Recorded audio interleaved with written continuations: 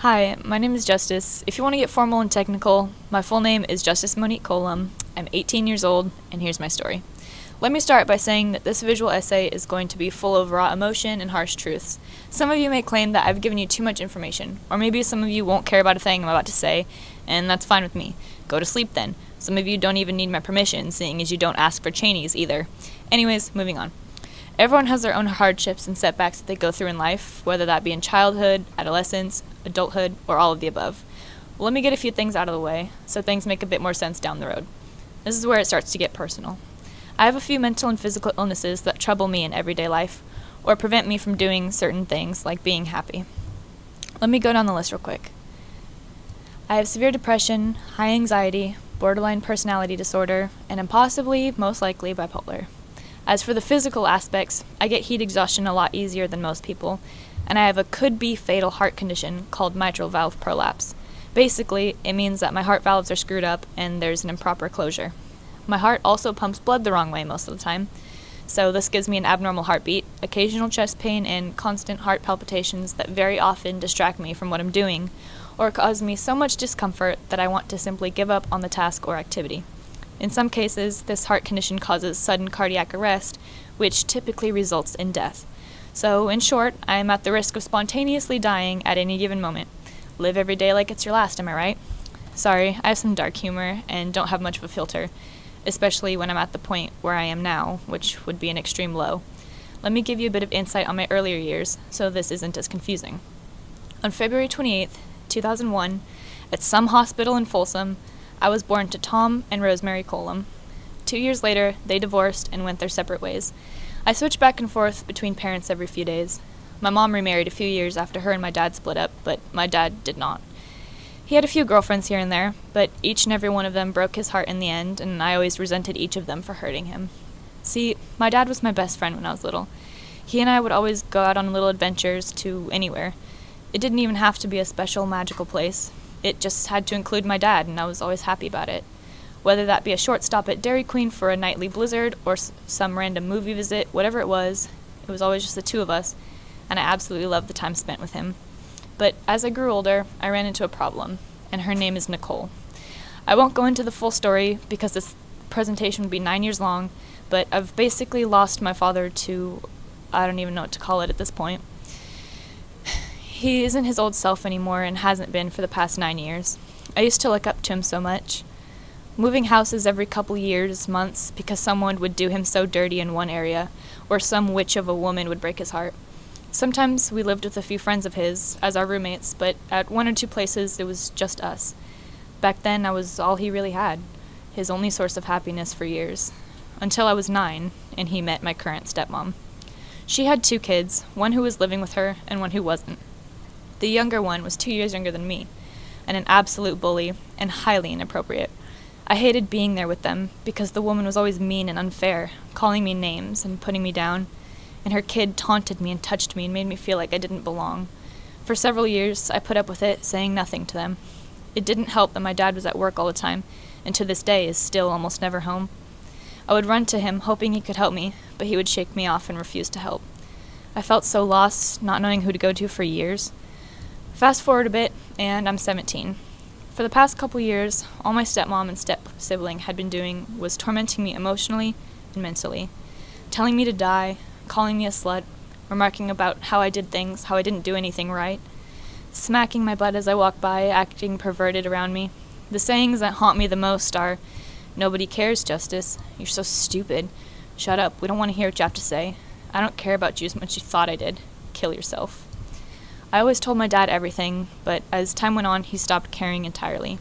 He shooed me away, talking about how they were my family and I had to put up with them. Remember earlier when I mentioned having depression and anxiety? Well, I strongly believe that everything that they put me through was the cause of it all. In January of this year, I dreaded going to that house because of all the things that happened, and my parents' refusal to let me go to a friend's birthday celebration triggered it and set it all off. I had an outburst, causing myself a sudden urge to just leave. So I did. I left that house after grabbing a few essentials and left to go back to my mom's, which is negative in its own way, mostly about how there's always a lot of arguing and yelling every single day. I did not return to my dad's house for 2 weeks. When I came back, I didn't feel at home. and apparently neither did my stepmom. She didn't want me back because she wanted my dad for herself and didn't wish to deal with me anymore. She denied everything I told my dad that she or my step-sibling had said and done.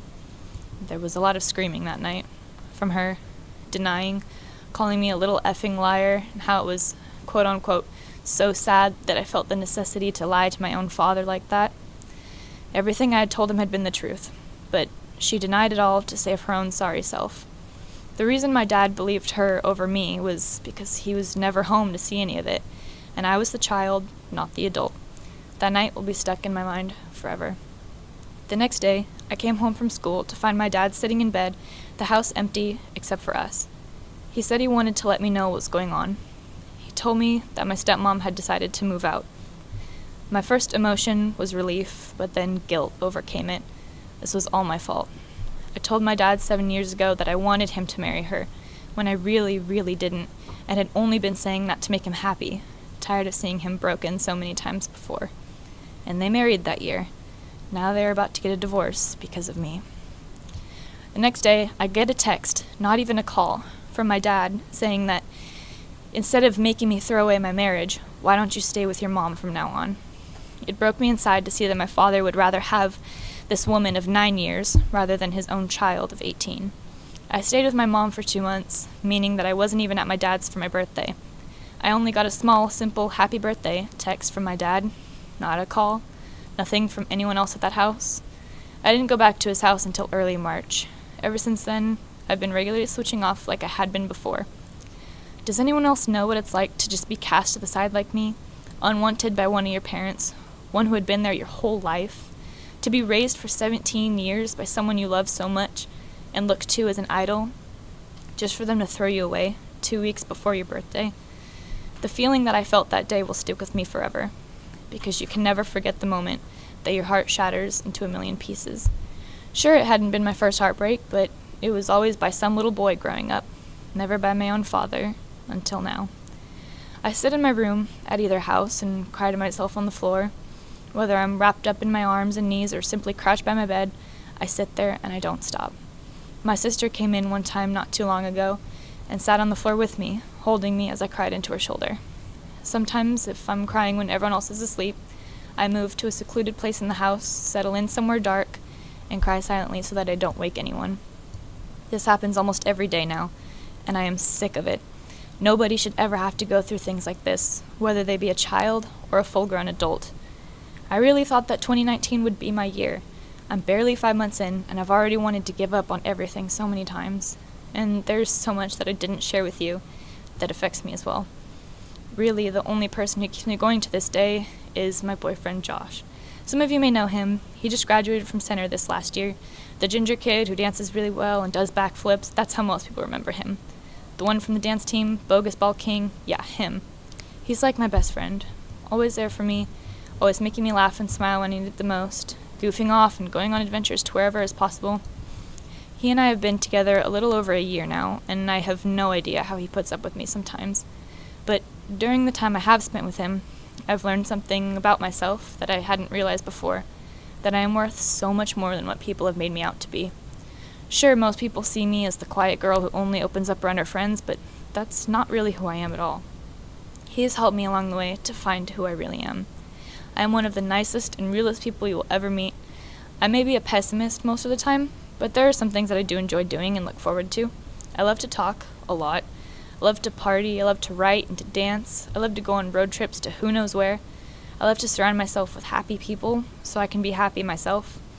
I love to make people laugh because it makes me feel as though I'm fulfilling my purpose as their friend to make them smile. I love to make people feel good about themselves and help them feel like they belong, because I know what it's like to be sad. I know what it's like to be shunned and silenced, to hate yourself, to just want to die. I know that I don't want anyone else to have to feel the same way I do. The feelings overpower your mind first and slowly consume you as a whole. No one should have to go through that. No matter how hard I try, I'm either not good enough for them or I'm ignored and forgotten about entirely. This has been going on for years, and that's long enough for me.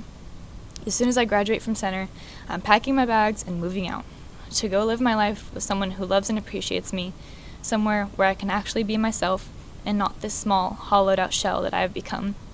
After all I've told my parents over the years, what hurts the most is how my dad never listened, how he and Nicole are still married, and how I am still suffering. I am Justice Monique Coulam, and this has been my story.